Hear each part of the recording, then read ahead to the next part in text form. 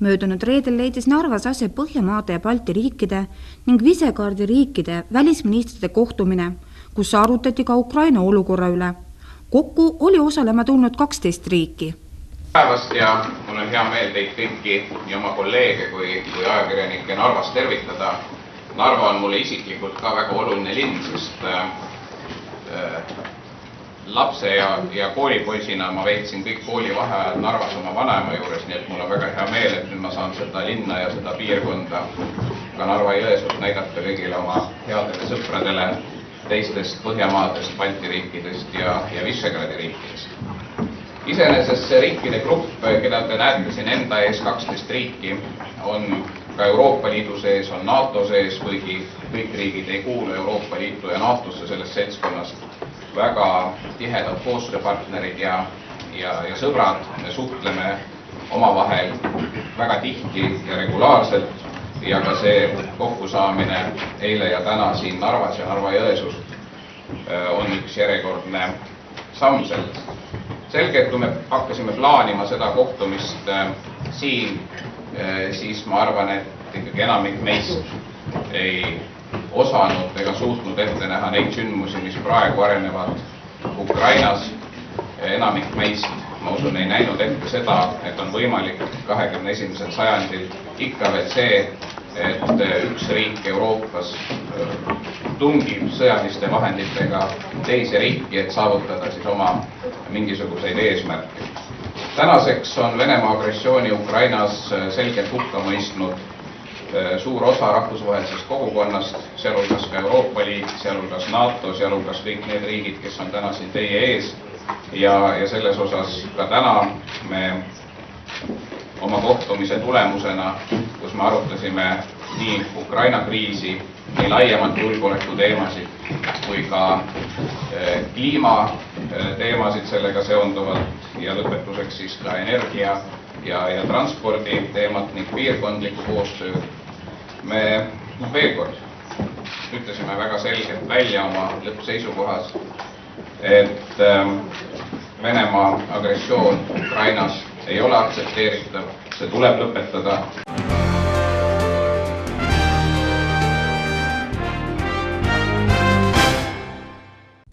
Ida-Virumaad tuntakse eelkõige oma põlevkivi kaevandamise poolest. Põlevkivi kaevandamise edasistest plaanidest räägib meile keskkonnaminister Keit Pentus-Rosimannus. Põlevkivi kaevandamisel on meil seatud piir eelkõige sellest tulenevalt, kui palju kohapealsed inimesed ja kohapealne loodus on võimeline aastas seda negatiivset mõju taluma. Ehk siis 20 miljonit tonni aastas on see piir, mida maa seest kasutada võib. Ja seda piiri, kas seda piiri muuta ja kuidas seda piiri muuta, sellest nüüd uue põlevkivi arengukava tegemise käigus või selle üle arutatakse. Minu isiklik seisukoht on, et suuremat koormust kui praegu siin kohalik piirkond ja ka kohalik loodus taluda ei suuda, nii et seda võimalust piiri kasvatada mina ausalt öeldes ei näe. Kas ta peaks olema väiksem, seda tuleb siis arutada. Minister Keit Pentus-Rosimannus seletas ka olukorda, mis juhtus eelmisel suvel Illuka vallas, kui tänu kaevandusele jäid inimeste kaevud veeta. See näitab probleemi ja see selles mõttes on selline küll kohalike inimeste jaoks kindlasti väga negatiivne näide, aga seda tuleb kasutada ka võimalusena või sellise ohumärgina, et taolised probleemid peavad saama lahendatud enne, kui kaevandamine peale hakkab. Et ei saa tekkida olukorda, kus kaevandamise käigus alles avastatakse, et nüüd tuleb hakata uusi kaeve rajama. Need uued kaevud, kui selle järgi vajadus on, peavad olema rajatud ikka juba enne seda, kui kaevandamisega pihta hakatakse. Nii et eks igast asjast tuleb õppida ka siin kohapealsetel arendajatel, et see on olnud üks nendest õppetundidest. Küsisime ministrilt ka inimeste jaoks tänaseni väga tuliselt terava teema fosforiidi kaevandamise kohta. Milline on ikkagi Keskkonnaministeeriumi seisukoht? Kas ei mingit kaevandamist? See on tõsi, ministeerium on seda korduvalt üle kinnitanud, et fosforiit on Eestis kaevandamisele mitte kuuluv. Ja selline otsus on tehtud juba tõesti aastaid tagasi ja see põhjus on keskkonnakaitseline. Fosforiidi kaevandamise puhul ei saa olla kindlad, et selles piirkonnas põhjavee rikkumist ei toimu. ja kuna selles kindel olla ei saa, siis mingisugust lubamist ka uuringute jaoks olla ei saa, nii et siin tuleb küll kohalikele inimestele öelda, et see otsus on kindel ja see muutmisele ei lähe.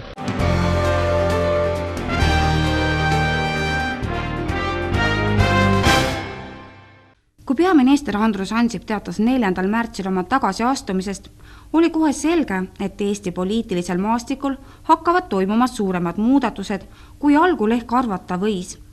Reformierakond teatas oma uuest peaministri kandidaadist Siim Kallasest, kelle ülesandeks oleks olnud luua uus valitsus. Kuid kui aga kolmapäeval 12. märtsil teatas Siim Kallas oma loobumises peaministri ameti kohale, siis selline otsus tekitas erakondades ühe korraliku segaduse. Kuid ei läinud kaua, kui Reformierakond teatas oma uuest peaministri kandidaadist, kelleks osutus noor ja ambitsioonikas 34-aastane praegune sotsiaalminister Taavi Rõivas. Uurisime ka, et millele hakkab ehk uus valitsus kindlasti rohkem tähelepanu pöörama ja kuidas asjad edenevad. Ma arvan, et need teemad on seotud ikkagi Eesti kõige olulisemate probleemidega ja esimene, mis kõige teravamalt siiamaani Eesti inimeste sellist igapäevast toimetamist häirib, on madal sissetulekute tase. Ehk teisisõnu, kui me võrdleme ennast tihti Põhjamaadega, siis see võrdlus endiselt ei ole selline, mis meid rahuldaks. Ja mida valitsus siin teha saab, on esmajoones ikkagi maksude vähendamise kaudu inimestele siis jätta rohkem raha kätte. Nii et tööjõumaksude vähendamine, jõuline reform on see, mis on kindlasti Reformierakonna jaoks üks kõige olulisemaid asju. Ja teine punkt puudutab eelkõige siis selliseid kõige hapramas olukorras olevaid peresid, eelkõige siis lastega peresid, kus sissetulekud on sedavõrd väikesed, et laste olukord tõesti ei ole selline, nagu ta võiks olla, ehk siis lastetoetuste reform. Ja meie jaoks on tähtis see, et me mitte ühtviisi ei pööraks tähelepanu, dividendivõtjate või rikaste topis olevate inimestele toetuse maksmiseks ja siis tõesti kehvas olukorras olevate perede aitamiseks, vaid et eelkõige see fookus oleks tõesti nendel peredel, kus olukord on kehv. Nii et lastetoetuste reform, lastetoetuste tõstmine võimalusel siis veel täiendavalt juba 2015. aastal. Milliseks te peate hetkel üldse poliitilist olukorda nii Eestis terviks?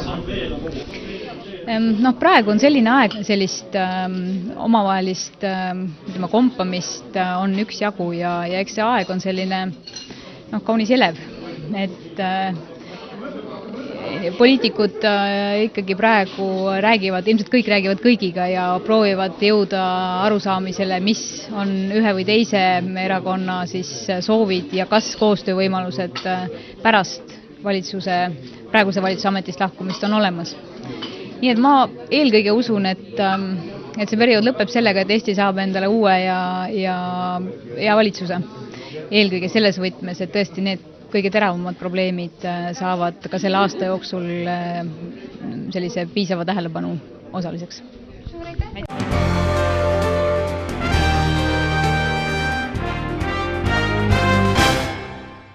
Eestis on põlevkivikeemia äärmiselt oluline uurimisvaldkond ja sellel on oluline roll siinse keemiatööstuse ajaloos. Eesti põlevkivikeemia tehnoloogia saavutused on olnud maailma tasemel kõrgelt tunnustatud. Põlevkivi leidub paljudes maailma maades, kuid üksnes 33 neist on majanduslikult arvestatavad põlevkivilademed. Inimesed on kasutanud põlevkivi juba ürgajast peale, sest see põleb üldjuhul ilma eelneva töötlemiseta. Tänapäevane tööstuslik kasutamine algas 1837. aastal Prantsusmaal Autonis. Pärast teist maailmasõda loobus enamik riike põlevkivi kasutamisest, sest see oli naftaga võrreldes kallim. Kaevandamine jätkus peamiselt Eestis ning Hiinas. Eesti NSV sai maailma suurimaks põlevkivi kaevandajaks. Kohtla-Järvele ehitati gaasikombinaat Leningradi varustamiseks gaasiga. Gaasijuhe Kohtla-Järve-Leningrad valmis 1948. aasta sügisel. Tallinna jõudis põlevkivist toodetud gaas 1953. aastal. Peamisteks põlevkivi tarbijateks said 1959. aastal tööle hakanud Balti soojus elektrijaam ja 1969. aastal tööle hakanud Eesti soojuselektrijaam. Eesti on maailma ainus riik, kus enamik riigi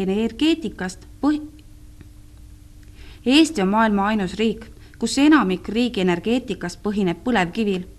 Aktsiaselts Eesti Energia Narva elektrijaamad toodetud energiast oli 2005. aastal 95% toodetud põlevkivist. No põlevkivi me üks väestest varadest Eestis ja kindlasti põlevkivi tööstusega tuleb edasi tegeleda, tuleb seda arendada.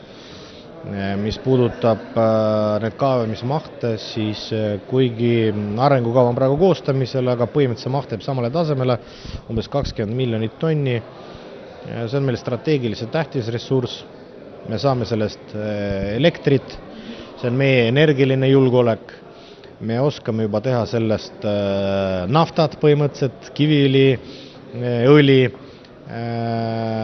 mis nagu toimib väga hästi ja minu meelest tuleb seda arendada, tuleb seda soodustada selleks, et võib-olla see kaevamine muutuks efektiivseks. Ma arvan, et tuleb tagasi vaadata neid aegu, kui oli meil Eesti põlevkivi.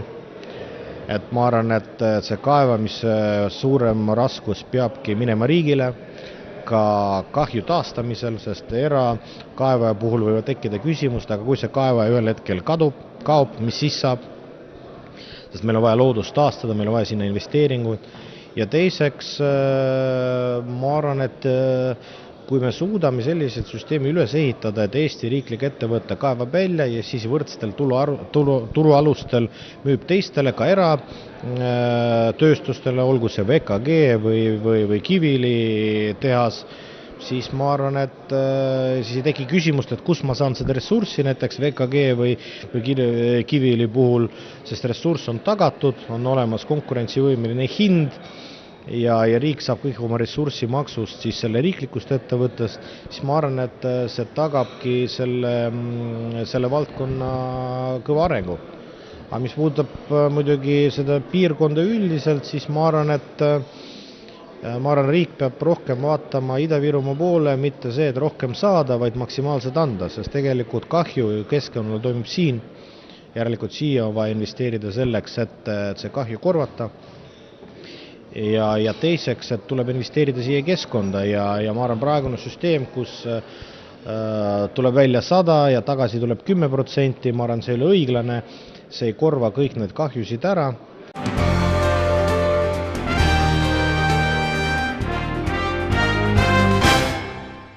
Emakeelepäeva hakati Eestis tähistama kooliõpetaja keelemehe Meinhard Laksi eest vedamisel 1996. aastal luuletaja Kristjan Jaak Petersoni sünniaastapäeval 14. märtsil. 1995. aastal alustas Sondas elav emakeeleõpetaja Meinhard Laks allkirjade kogumist emakeele kaitseks. 7. märtsil esitas ta Riigikogu kultuurikomisjonile ettepaneku keelepäeva riiklikuks tähtpäevaks muutmiseks. Ettepaneku lisas oli 185. leheküljel toetuskirju ja allkirju. 22. detsembril 1998. aastal toetas valitsus esitatud ettepanekut ja 11. veebruaril 1999. aastal kinnitas Riigikogu ühehäälselt emakeelepäeva riiklikuks tähtpäevaks. 1999. aastal tähistati emakeelepäeva esmakordselt riikliku tähtpäevana. Emakeelepäeva jaoks valiti Kristjan Jaak Petersoni sünnipäev, kuna Peterson oli üks esimesi eestikeelseid kirjanikke. Ka pööras ta oma uudiskuu tähelepanu just eesti keelele kui kirjanduskeelele. Järve Vene Gümnaasium kutsus täna kõik maakonna gümnaasiumid tähistama homset emakeelepäeva. See on maakondlik õpilasüritus, mida toetab Ida-Virumaa omavalitsuste liit, Kohtla-Järve linnavalitsus ja Järve Vene Gümnaasium. Meie kutsele reageeris 6 maakonna gümnaasiumi. Täna on kohal Ahtme gümnaasium, Jõhvi gümnaasium, Jõhvi Vene gümnaasium, Järve gümnaasium, Järve Vene gümnaasium ja kõige kaugemalt Sillamäe gümnaasium. Tahame pakkuda õpilastele emotsionaalset ja hasartset emakeelepäeva tähistamist meeldejäävalt.